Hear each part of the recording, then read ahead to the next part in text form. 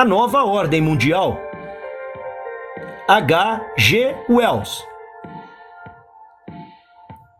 Prefácio.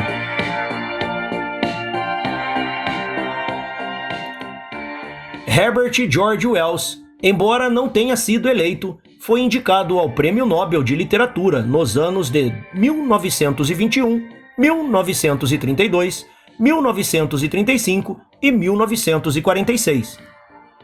Se você já assistiu algum dos filmes Guerra dos Mundos, de 2005, com Tom Cruise, um dos astros mais bem pagos de Hollywood, e dirigido por Steven Spielberg, diretor mais renomado dos últimos 50 anos, ou A Máquina do Tempo, O Homem Invisível, ou A Ilha do Dr. Monroe, então saiba que são inspiradas na sua obra.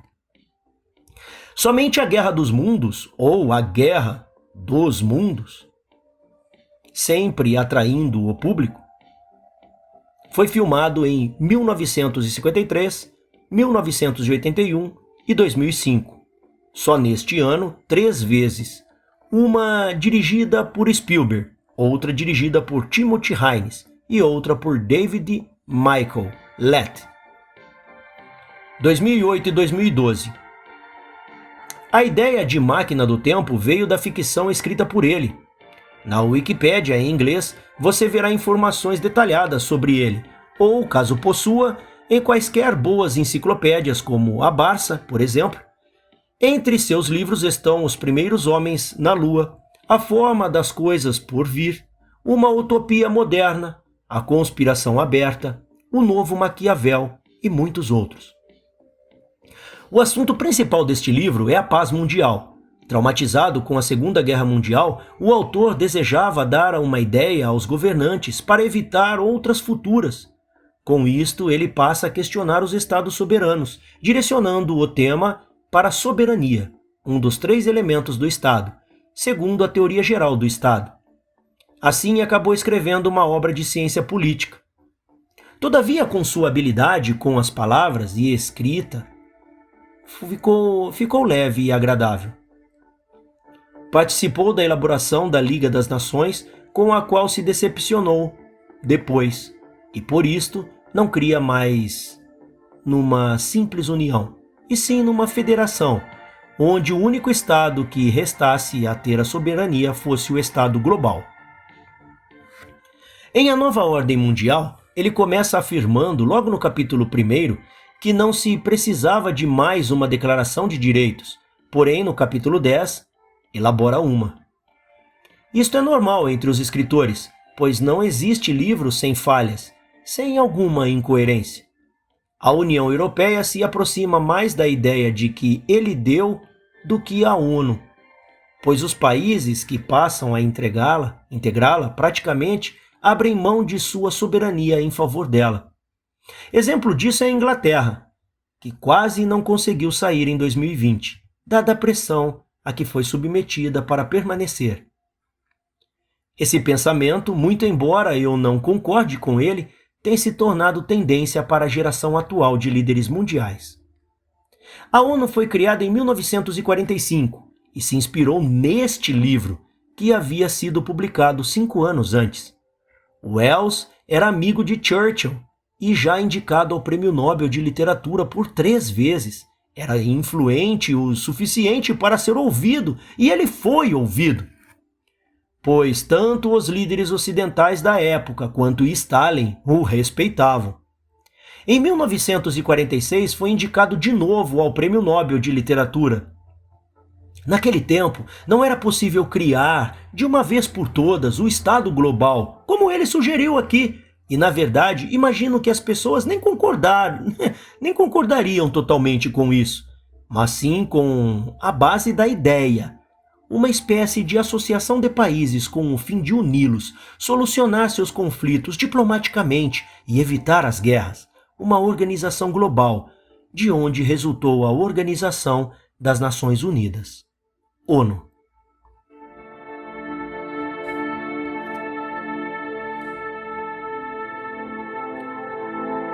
Introdução.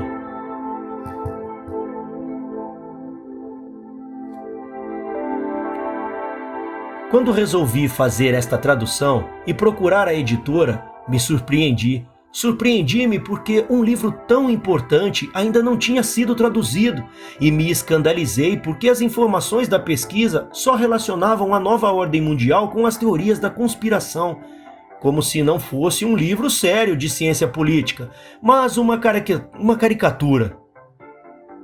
Você o compra em inglês na Amazon e o lê gratuitamente em inglês no blog Project Gutenberg Austrália. Eu me pergunto, como os cursos de ciência política no Brasil estudavam a social-democracia sem ler esta obra? A tradução desse livro é para que você tenha uma visão panorâmica e conheça a origem de uma das ideias políticas mais influentes hoje em dia, o fabianismo.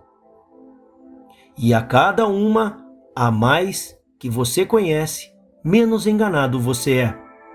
Nunca tenha medo de ouvir os dois lados num debate e desconfie sempre dos que tentam impedi-lo de ouvir a outra parte e das crenças frágeis que se sustentam na sua ignorância a respeito delas próprias. A nova ordem mundial trata da proposta de uma geopolítica global contemporânea que deu origem ao globalismo, força que sustenta a ONU e a União Europeia. Ao eleger Benjamin Netanyahu, Donald Trump, Boris Johnson e Jair Bolsonaro, os povos de Israel, Estados Unidos, Reino Unido e Brasil estavam dizendo não ao globalismo. Como se dissessem, não somos cosmopolitas e não queremos essa nova ordem mundial. A partir de 1940, este foi o livro que deu o formato atual à social-democracia, um tipo de socialismo que continua influenciando a vida de todos nós. É a corrente política mais influente do mundo até hoje, o partido de Joe Biden e Barack Obama. No Brasil, o PSDB de Dória e às vezes o PSB e PT, dentre outros.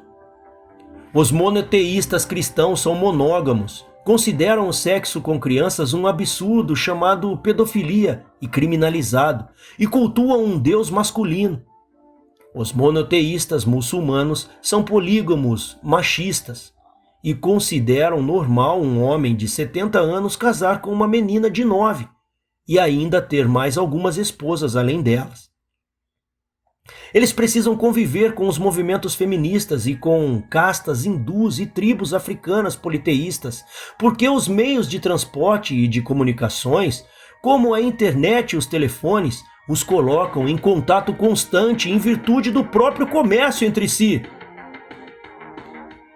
No Ocidente, o movimento do orgulho gay realiza uma das maiores passeatas anuais do mundo.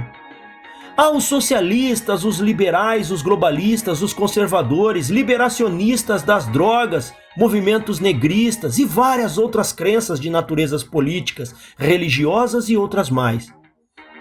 Como culturas tão diferentes podem conviver? Considerou-se que a única forma de permitir um pluralismo pacífico seria flexibilizar todas essas culturas, mas, para isto, seria necessário desobstiná-las por suas crenças e folclores e fazê-las enxergá-las apenas como mitologias, mas não como verdades. Tal ideia vem deste livro.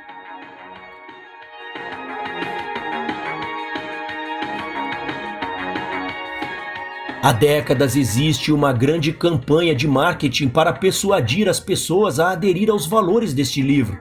E isto é bancado por grandes magnatas e suas fundações beneficentes, grande parte das redes de televisão, artistas importantes e formadores de opinião em geral é patrocinada por eles. Assim como um protestante rico ajuda sua religião, é normal que um globalista rico faça o mesmo. Você e eu estamos no centro deste furacão, porque vivemos na época em que esta gigantesca campanha de marketing de proporções mundiais, chamada Movimento Ideológico do Pós-Modernismo, ou simplesmente pós-modernismo, está acontecendo. Então, Nós estamos em situação parecidas com aqueles que viveram durante o Renascimento, cheio de mecenas e mercenários. Saber lidar com esses convites para a persuasão é compreender todas as forças que tentam nos convocar para suas pretensões. Só assim podemos escolher, em vez de ser manipulados. Num governo global, como esse povo tão plural iria conviver? Há alguma crença sem resistência para lhe servir de ponto convergente? Um muçulmano não aceitaria o cristianismo, mas aceita o ambientalismo. É possível ser muçulmano e ambientalista, candomblessista e ambientalista, budista e ambientalista, cristão e ambientalista. Não há resistência. No parágrafo 12º do capítulo 8, quando afirma, abre aspas, a reorganização do mundo deve, a princípio, ser obra de um movimento, ou uma religião, ou culto, fecha aspas. E detalha muito claramente, no capítulo 6, e durante todo o livro, é exatamente isto que ele quis dizer. Sugeriu criar uma crença que servisse de ponto de convergência ao seu projeto. O Wells achou que a culpa da Segunda Guerra Mundial, que o atormentava, era da aplicação do liberalismo econômico das democracias ocidentais e depositava uma fé cega no socialismo. Falava em revolução, mas não queria sangue e guerra civil. Ele achava que a Segunda Guerra era o capitalismo entrando em colapso no mundo todo e queria uma revolução pacífica, onde os líderes reconhecessem isso e criassem um Estado global, unido, socialista, sem necessidade de comércio entre as pessoas, exceto o pequeno comércio, nem de propriedade privada ou herança, e tudo o mais que o socialismo prega. Este livro é o manual original dessa teoria, publicado em 1940. Esta é a sua primeira tradução para o português. É uma obra de ciência política, que foi posta em prática até onde seus partidários conseguiram a partir de 1940. O principal assunto que discute é a soberania, que é um dos 3 elementos do Estado: povo, território e soberania, segundo os escritores da teoria geral do Estado. Pois, ao defender o fim da era dos Estados nacionais, postula que eles percam a soberania e se tornem Estados federados, autônomos, porém não soberanos. Estados-membros do governo global. A disputa entre Donald Trump e a candidata de Barack Obama nos Estados Unidos em 2016 representou a competição entre a doutrina deste livro, publicado 76 anos antes, contra um republicanismo representativo das doutrinas do iluminismo. O Partido Republicano de Trump é o ícone atual do republicanismo e do liberalismo econômico do iluminismo. O Partido Democratas de Obama, Bill e Hillary Clinton e Joe Biden representa a doutrina deste livro com exatidão. O republicanismo liberal contra social-democracia. Um novo mundo está sendo moldado com crenças idênticas para todos, a fim de que não haja atrito e facilite sua convivência sem fronteiras num Estado único, global, com a religião universal do ambientalismo amenizando as demais, que estarão transformadas em folclores sem qualquer convicção. Também a ética do politicamente correto, substituindo a ética aristotélica dos ocidentais, e as éticas confucionistas, maometanas e judaica dos orientais. Mas a lógica cartesiana ocidental, substituída pela antiga lógica holística dos orientais, uma lógica, sem oferecimento de resistências, que não discorda nem exige provas, pacata, assim como o globalismo precisa. É a formatação do sistema operacional MS-DOS da humanidade e a sua substituição por outro. A padronização desse sistema operacional mental, formado pela religião lógica ética, nossa base comportamental e nossos valores, é tratada por Wells neste livro, onde ele ainda não falava em ambientalismo, porque a crença a ser criada não havia sido estabelecida em 1940.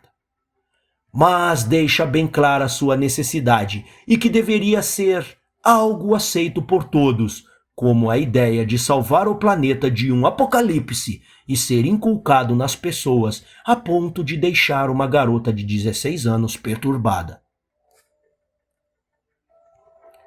Em síntese, este livro é o manual de uma federação global, que vem sendo posta em prática aos poucos por seus defensores em todo o mundo.